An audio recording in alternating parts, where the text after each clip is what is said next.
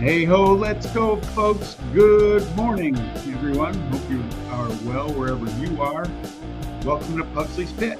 Hi, I'm Sean Pugsley Martin. Welcoming you, wishing you all a very, very happy Monday. It's a new work week for us. And as always, we begin the show by asking you the question, where else would you rather be than right here, right now? Oh, it's Monday, right? NFL schedule's out. Everyone's all excited. All the people that listen to every single rumor on Twitter and plan their vacations before anything was official are now scrambling to get it fixed. That's the way it goes. Before we get to our guest today, by way of introduction, I'm a freelance sports writer for the Albany Times-Union, big time sports enthusiast, even bigger homer for my teams without apology. Bit of a coffee junkie, go Raiders. Can also be found as co-host of M&M Across the Board podcast on a weekly basis with my good friends Eric and Ashley. You can follow the show on Twitter at Pugsley Spit and take in the podcast on YouTube, Apple, Spotify. On today's show, we're being joined by Andrew Ike, an old friend of mine, golf course superintendent at Mohawk Golf Club in Schenectady, New York, and a member of the Bills Mafia, season ticket holder, 5 years. Without further ado, Andy, how you doing, buddy? What's up, Sean? How are you? I'm doing good. Look, I thought it'd be a good time to sneak some NFL in. We've been heavy on baseball with the A's and then the NHL playoffs, which are awesome, except for my team's out, which sucks. But the NFL schedule, okay? It became a big deal last week. You got to give props to the league. I can't stand their politics, but they know how to do it right. And they stay relevant for 12 months a year. Oh, it's crazy. There was a guy on Twitter that I lauded him. He set up an account called NFL Schedule Leaks, and in 3 weeks got like 10,000 followers, and was just completely messing with people. Yeah. So anyway, schedule's out. It's official.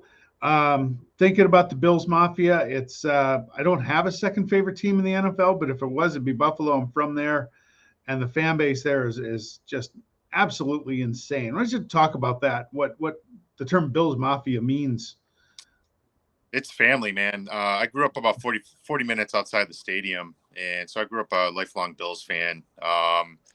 You know, I was a huge Bills fan growing up as a kid. Went to college, and then I moved to Boston after college, and that's when the New England rivalry when Tom Brady kind of getting and it was a fumble. But and I tell you, the amount of pride I had of being a Bills fan living out in New England just kind of blossomed, and I became even more rabid as a Bills fan. I had started as season tickets when I lived out in Boston for a while and traveled back to see my parents. And then I had my two kids and gave up tickets for a little bit and got back into it about 5 years ago. And it's I got friends out here in Albany. We travel out together.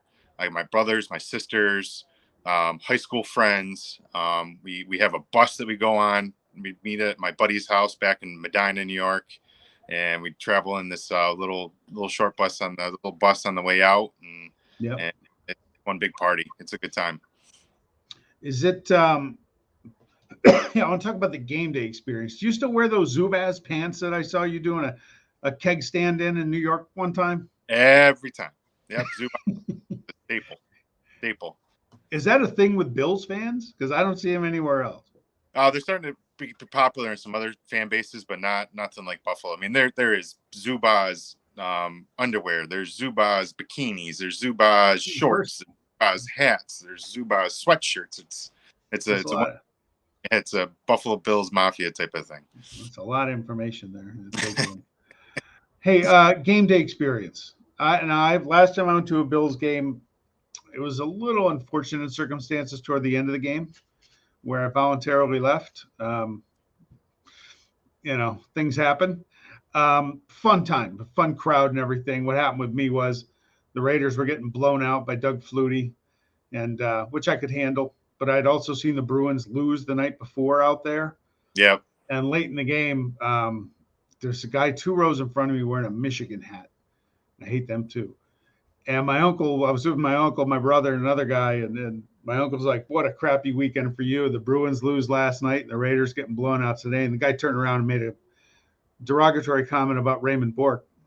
Oh, Yeah, I went to stand up and I felt two hands on my back. One was I think my brother, and the other was my uncle. And we decided it was time to leave at that point. I did give a double Brian Cox salute out the stadium. I felt like, you know what, you gotta be there. You only have a chance or two to do this in your whole life, so do it. But anyway, the overall feeling of the Bills fan base is very positive, despite that one little thing. But what is it like for the game day? Talk about the tailgate parties. Is there a technique in breaking a table? It can't just be weights. You got to have a little something, right? well, I mean, everybody brings something, right? We've been tailgating this one spot for a couple of years now, and we developed kind of our own little group to kind of hang out together. So one guy's got the table full of liquor, you know, it's put it in totes, and they bring it. And this just Winnebago stays there the whole season. And so they just pull out the totes out of the Winnebago, sit up their bar. It's all sit there. And then and people are in charge of food each week. And so, and it's just come and go. And, actually meet people. People are just walking by. We have drinks with them, hang out, have food. It's one big social event. And I tell you, I mean, even like fans outside the realm, I mean, if you get, Miami fans coming in, you get, Pats fans coming in, everybody's welcome, right? But as long as you're not acting like a fool, Yeah. That's when things go a little awry with Bills Mafia, is when you start kind of acting a little cocky, giving a little attitude. Yeah, I try and be a believer that, look, my philosophy is I'm going to go root for my team. Yep. I'm not rooting against, in this case, Buffalo or all that stuff. That said, I kind of have a rule that I'm just shy away from going to see my favorite. I'd rather go and root for the home team. It's a hell of a lot safer. Yeah. Because people misconstrue it sometimes, and you get some alcohol involved, you never know. But again, it's a pretty friendly base. The thing I go back to is last year, the picture of Ryan Fitzpatrick shirtless in a playoff game, didn't even play for the Bills. I mean, it's away from he was a couple sections down. I mean, yeah. Just being from there, it's such a large community feel. Mm-hmm. That it's all of Western New York, right? Syracuse on. I mean, when the Bills are doing well, holy crap, that's all everybody in the city talks about. That's all my family talks about. I mean, we're getting multiple text messages a day from our brothers and my sisters, just talking about the Bills. What's going on with this? What's going on with that? I mean, it's everybody perseverates on during the fall season. Even people are all fired up about the schedule going on right now. Yeah. Trying to pick out what games they're going to, where we're going to stumble, where we're going to have our issues. But I mean, for the most part, it's that everybody loves talking about their Buffalo Bills. Yeah. But expectations this year, what do you think? I mean, is it, are we at a point with the Bills where if it's kind of like, if not now, then when? I don't think we're just there yet, right? I mean, we're still building ourselves up.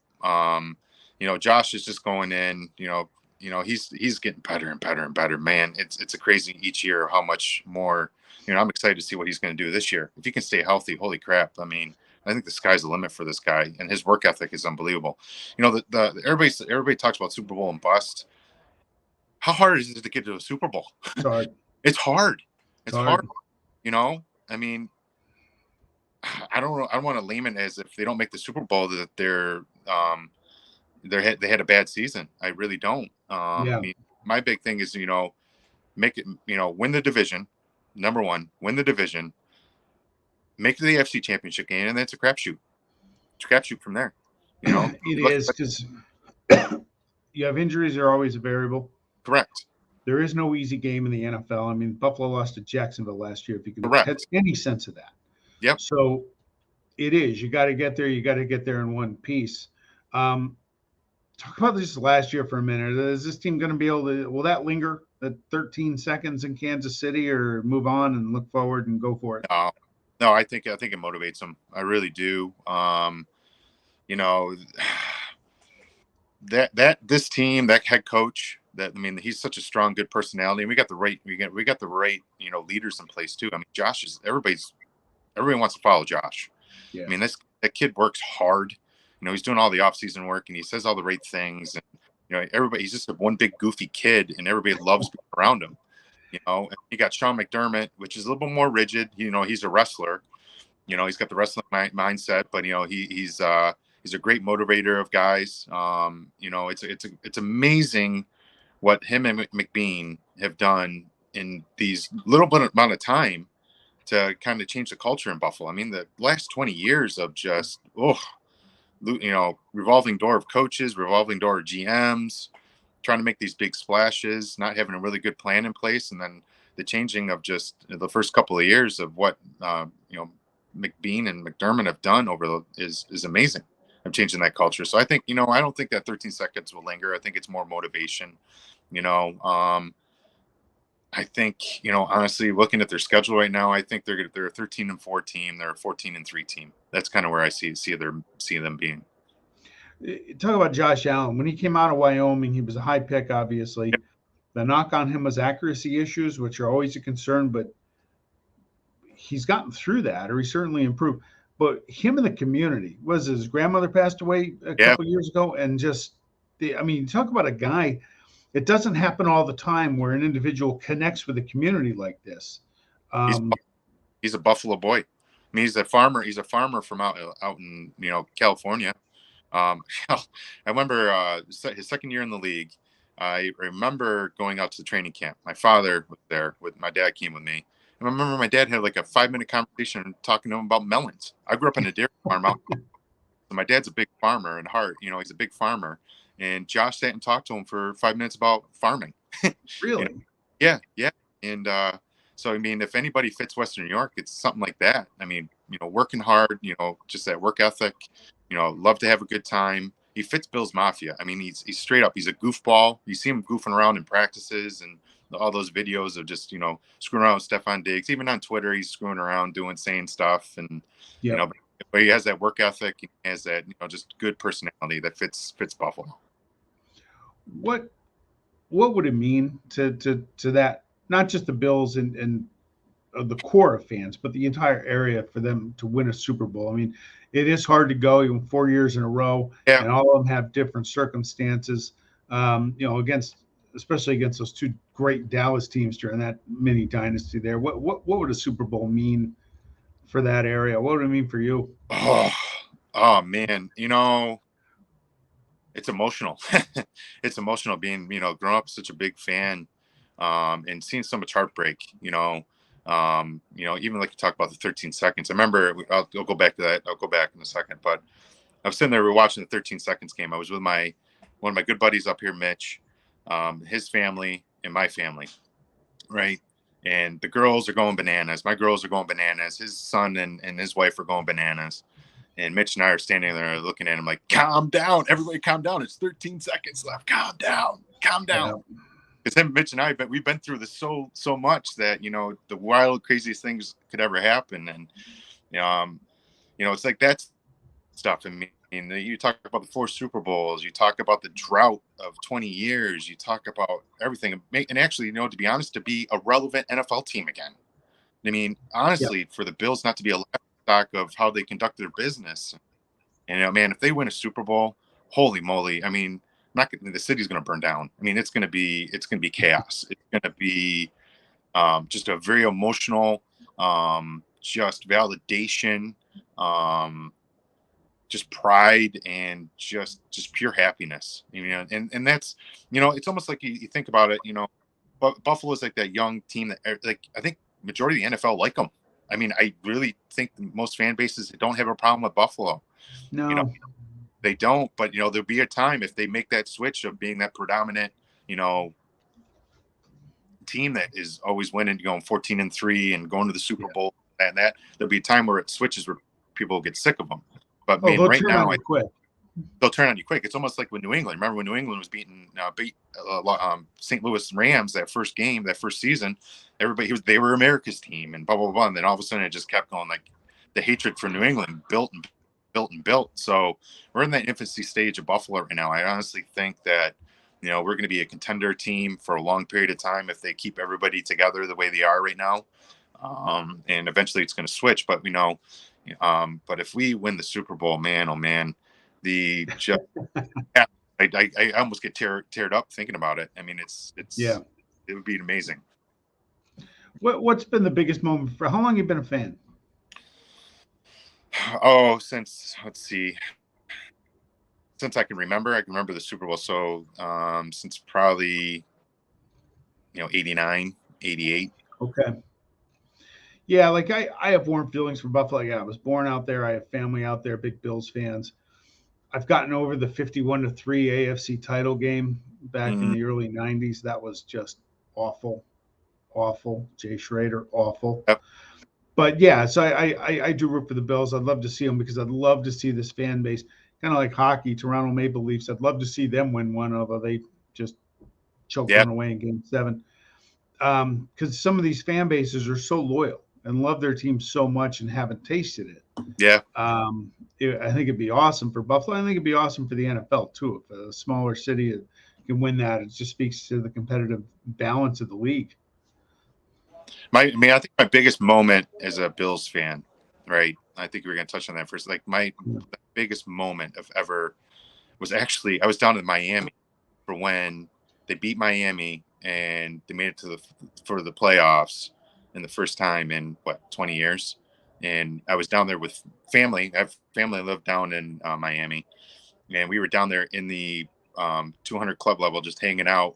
And there was all the Bills fans were there watching this thing as Andy Dalton beat Yes. Baltimore at that game, and I was there for it. And to be there was probably, and with my kids and my wife and everybody, like my brother-in-law and his family, with going through and seeing that the drought break and being there for that was probably one of the moments I will never forget. Well, that goes back to the Bills fan base because they got very charitable toward Andy Dalton after that. They did, yeah. Yeah. Well, I remember a couple summers ago I spent out in the Buffalo area way back when, and kind of you get a feeling of how big Bills football is out there. When I was out there when they signed Jim Kelly, and all the TV stations were at the airport watching him get off the plane, and that signaled the turnaround right there, and they started to build from there. Who else do you see? Let's get to this year. You got Josh Allen, you have Stephon Diggs. Who out there? What other players need to kind of step up or even get better to help get the Bills through it, to try and get to that 14-3? Because if they can do that, they're either playing at home or they're playing in Las Vegas throughout the playoffs. And yeah, I honestly think it's Edmonds, Tremaine, okay. our middle linebacker. He's going to have to step it up a little bit. I know he's a tackling machine, but he's got to become an enforcer. He's got to be that general. He's got to be that just thumper a little bit. Be able to change games a little bit. So he's a big guy that I really kind of look at next season. It's a big make or break year for him, because they haven't signed him. So this is kind of his last year to kind of show it to me, and then hopefully we'll sign him. So Edmonds is a big guy that I think it needs to make that big jump, big change. Yep. I tell you what, I really like what they did with free agency. It wasn't made one big sexy signing with Von Miller. I mean, that's huge. Whoever thought Von Miller would be coming to Buffalo? Holy crap! And transforming our D line, and he's got young kids behind him that he can teach and show. He's got Boogie Basham. He's got Greg Rousseau. He's got Eddie Oliver sitting there to kind of help show him what needs to be done. And then you got players coming back. I mean, you got Jordan. Jordan Phillips came back. He left. You have Shaq Lawson that came back. They wanted to come back to Buffalo. These guys want to come back and play.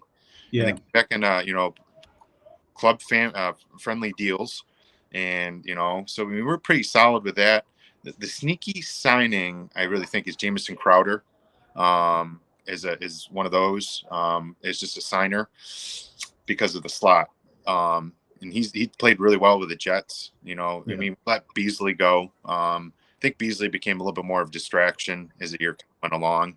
And I think James is going to fill in right in the role for him to kind of help him out and help Josh out too. You look at the division. I think the division, it's been down for a long time. Mm-hmm. I think it's getting better. I think Miami's gotten better with Tyreek Hill. I don't like Tua. I don't like that arm strength. I think the Jets are going to be better. I was doubtful on Zach Wilson a lot last year, but he looks like he may do it. We talked before we went on air. I think the Patriots are looking at last place this year. I think Bill Belichick may have jumped the shark. Yeah. He brought back Matt Patricia and Joe Judge. former defensive coordinator, former special teams coordinator. He's putting him on the offensive side of the ball. That's not what they did to get that head coaching job. I don't think they've done a whole lot to get better this year. I mean, what do you think with the division and Miami and the Jets? Can they jump up and at least kind of bite you in the ankle one of these times you play them? Miami's the only one that really kind of scares me a little bit. I mean, the Jets had a really good draft, the solid draft. So it's going to take them a year or two to kind of build into that. Next year's going to be a big learning year for the Jets, but Miami might be the one to be kind of concerned about a little bit. But honestly, Josh Allen's owned them for his whole career. And like you said, Tua doesn't scare me at all. No. The only way that they could beat us probably is doing the old dump off to Tyreek and let Tyreek do his cheetah thing and run all over the place. But honestly, that arm from Tua and Miami doesn't really scare me. So honestly, I think it's Buffalo all the way. Yep. Will there be some close games? Obviously, they're divisional games, right? They're divisional games, but I really don't see Buffalo stumbling at all. And I see it going Buffalo, Miami, that's New England. Yep. Is there a game on the schedule that worries you? It might be a trap game similar to the Jacksonville loss last year. One of these maybe NFC road games. Yeah. The Vikings. Vikings are coming to our house. Vikings can always be kind of tough. You got the Browns coming into our place. There's another crap. It depends if Sean Watson's playing. Chicago. We got to go play Chicago on Christmas Eve. That doesn't scare me at all. No, shouldn't. No, I mean it's either Browns, Vikings. Lions don't scare me. We got to go to Lions on Turkey Day. You get the Thanksgiving Day game. Awesome. It's what three in the last 5 years. Really? Yeah. They must draw pretty well. So what do? Do you now with the early game? Do you have to eat a late dinner? Can you stuff down your turkey while you're watching football? Oh, it's gotta be a late dinner. I'm not gonna be able to eat. Be so fired up. I'm so fired up in the morning. Usually, Chris, I have to keep myself busy. Usually, I go for a walk or I start cooking just long, big meals just to kind of keep I put Bill's radio on, and I have to either clean the house, walk, do something. Wow. Come clean my house. The kids got to learn how to do their toys better. So anyway, that's another topic. All right, bud. Look, hey, maybe we'll reconnect with you later in the year. I'm looking forward to. I can't wait for camp. I mean, the Raiders in the Hall of Fame game this year, so I get a week early peak. I won't get to see Devontae Adams or Derek Carr. I think for a little while, but you got to be positive about what's going on with for Las Vegas, man. I'm ecstatic. I just hope McDaniels kind of learned from his failure in Denver a little bit. That worries me. I love the GM. I love Ziegler. Yeah. And I heard a rumor last night that they're one of the teams in on Ndamukong Suh, who grew up a Raider fan. He's a Husker, so I love him. he would bring some championship experience and a little bit of bark to that defense, which got a little better at times last year until they got to the red zone where they were like historically the worst red zone defense in NFL history. So that's just, it is what it is. But I'm excited. I can't wait. I mean, you got elite tight ends. Love them. Love them. And Hunter Renfrow. I have a feeling they just traded Brian Edwards to Atlanta. I liked Brian Edwards, but he didn't create separation with cornerbacks. And you got to be able to do that. It wouldn't shock me if they maybe go look up Nelson Aguilar again. So I think New England's going to let him go. Aguilar was fantastic with Carr a few years ago.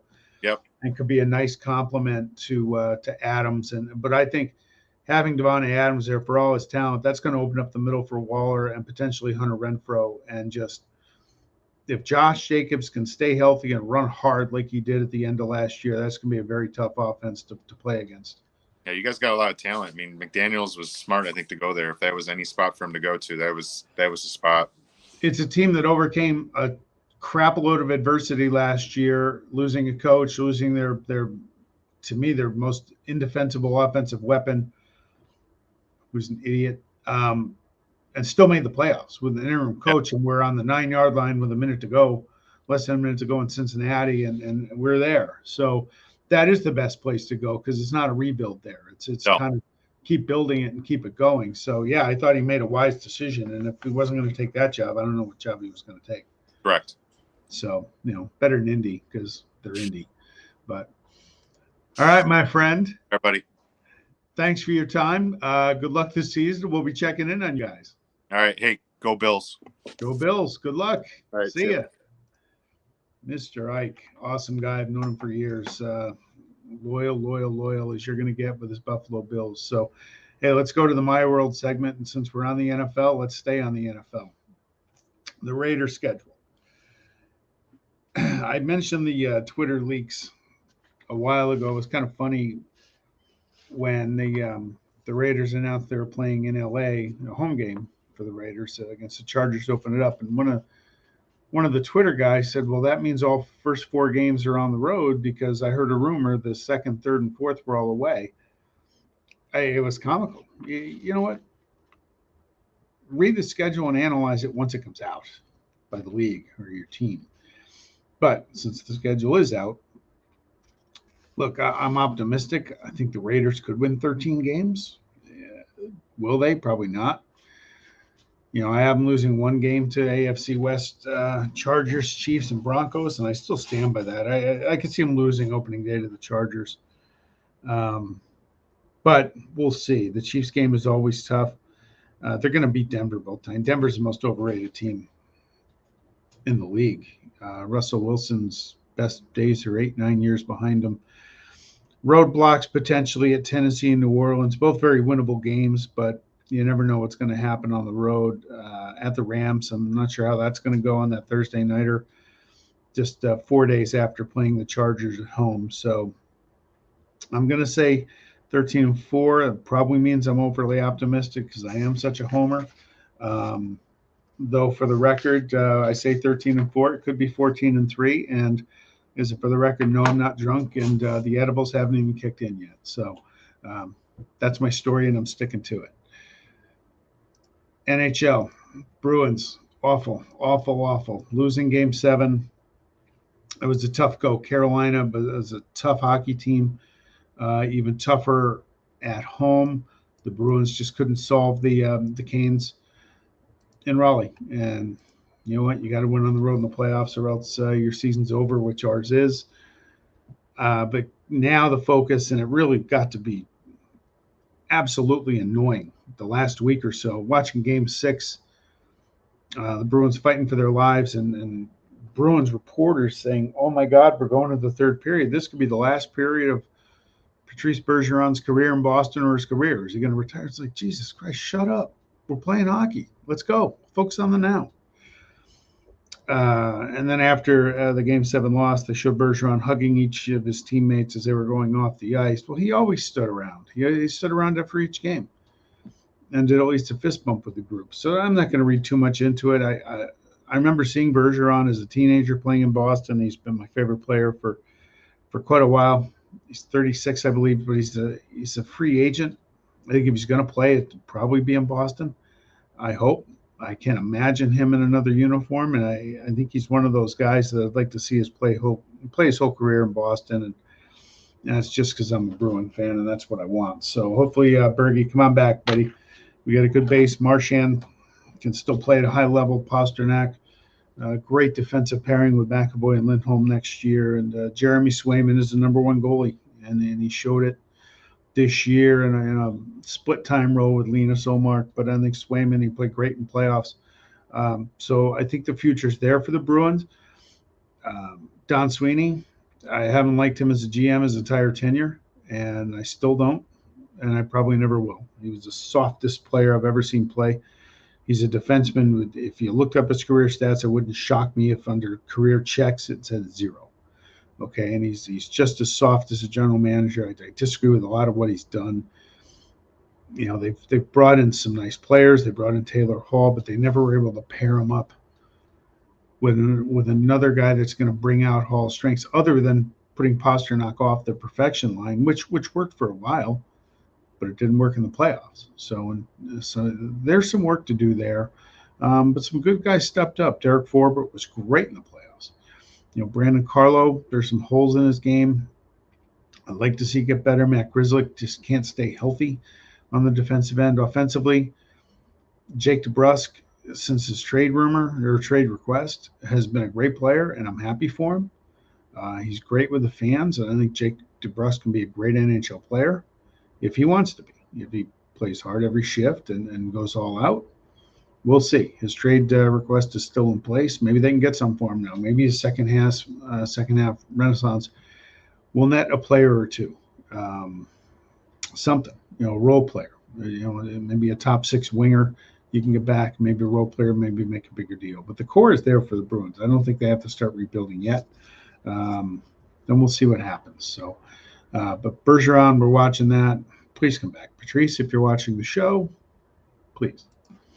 Anyway, that's going to do it for Pugsley's Pit this week. We'll give you the shameless plug of the week for my book, Dear Liam and Noah, Letters from Daddy.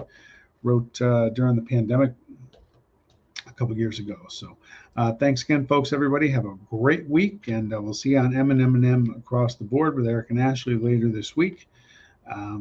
Talk to y'all soon. Have a great day now.